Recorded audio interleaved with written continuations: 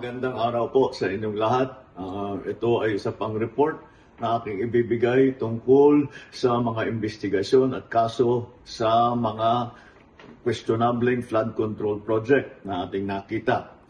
May babalita ko po sa inyo na ang passport po ni Saldico ay kanselado na.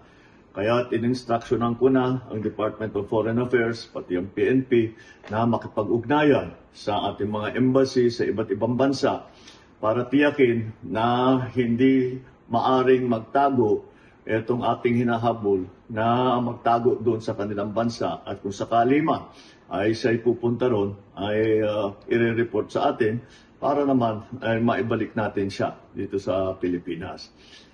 Kaugnay naman kay Sara Diskaya, sumuko naman siya kahapon sa NBI at nasa kustodya na siya ng NBI.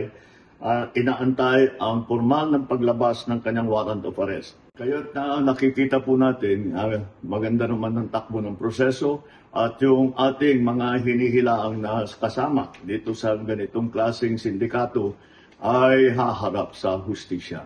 Asahan po ninyo na patuloy pa rin ang ating investigasyon, patuloy pa rin ang ating pagpila ng mga kaso upang tiyakin na ang mga guilty dito sa ganitong klaseng iskandalo ay haharap sa batas at bukod dyan ay maibalik ang ninakaw na pera sa taong bayan.